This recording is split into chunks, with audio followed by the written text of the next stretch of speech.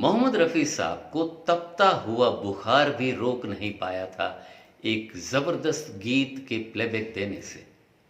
एक बिल्कुल ही नई कहानी, एक बिल्कुल ही नया एंगल जो आज तक आप सबको किसी ने भी नहीं बताया, वो एंगल भी आज के हमारे इस वीडियो पर आप ज़रूर से देखेंगे।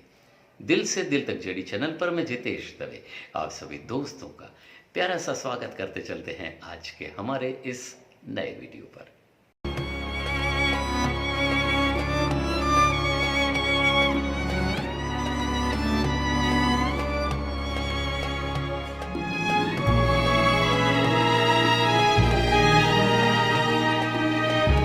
Hello family.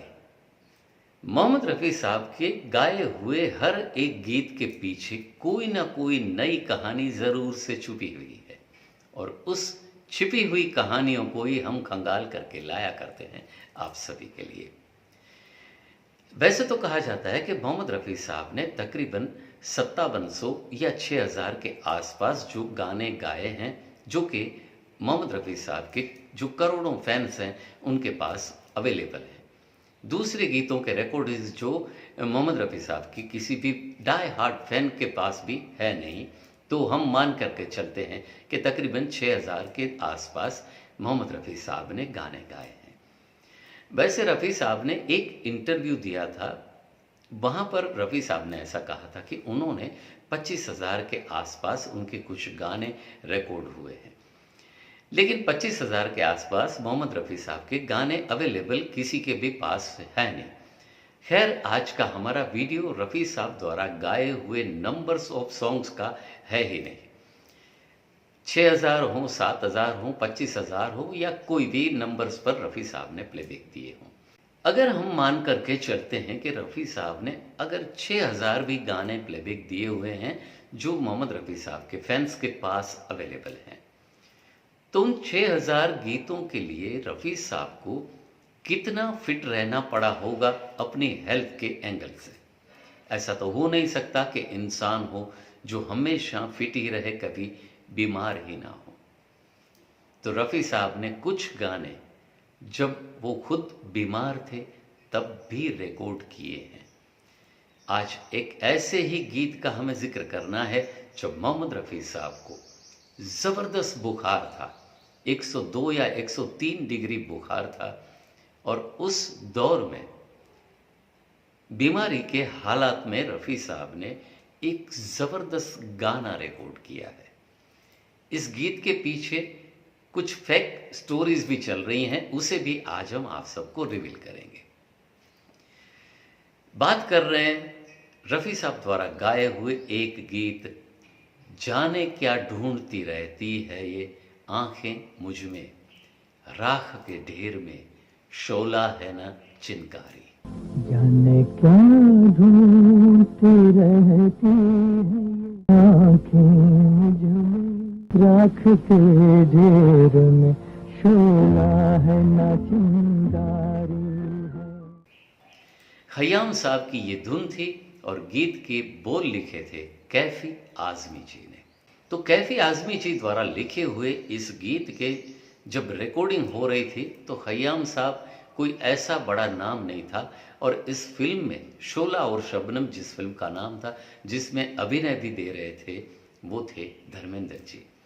तो धर्मेंद्र जी उतने पॉपुलर हीरो की तरह एस्टेब्लिश थे नहीं जब ये फिल्म के लिए रफ़ी साहब प्लेबैक दे रहे थे।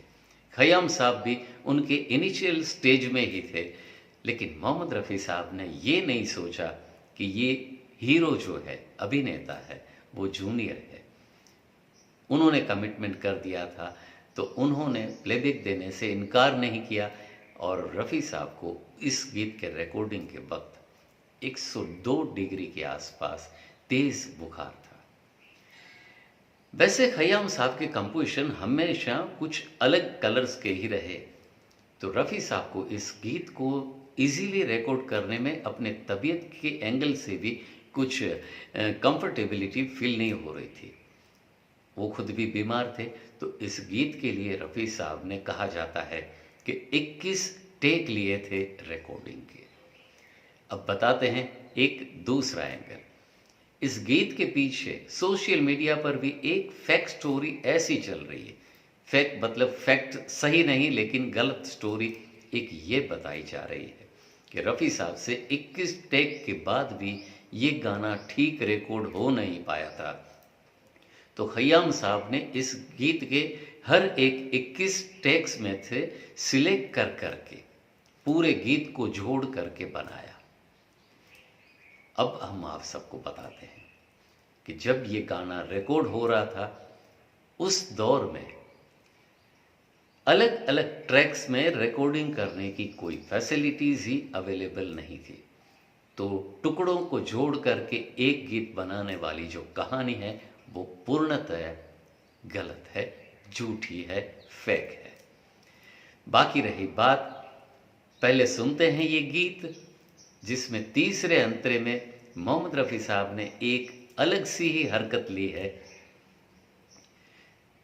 बिक गया जो कभी खरीदार नहीं बन सकता। क्या है जहाँ प्यार नहीं हो सकता, से बाजार का दस्तूर तुम्हें समझा। बिक गया जो वो खरीदार नहीं हो सकता, बिक गया जो वो खरीदार नहीं हो सकता। इस लाइन के बाद मोहम्मद रफ़ी साहब ने इस गीत का जो टॉनिक नोट है उससे एक नई नोट से इस मुखड़े को कंप्लीट किया है।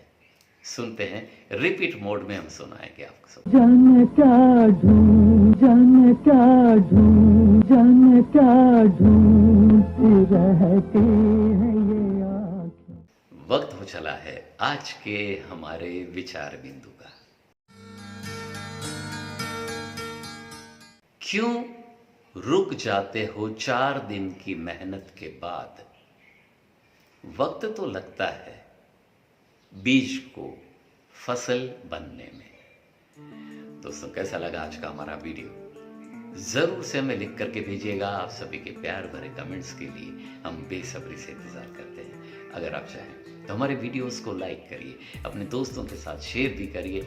अगर आप चाहें तो हमारे चैनल को सब्सक्राइब ज़रूर से करें, और हाँ, बेल नोटिफिकेशन और ऑल के बटन को भी ज़रूर से क्लिक करिएगा। आप सभी को हमारे वीडियोस के नोटिफिकेशन सबसे पहले मिल जाया करेंगे। मिलेंगे बिल्कुल ही ऐसी नई प्यारी सी तरोताज़ा सी कहानी के साथ दिल से दिल तक चली चैनल पर। तब तक bye bye, take care, save water, save our mother earth.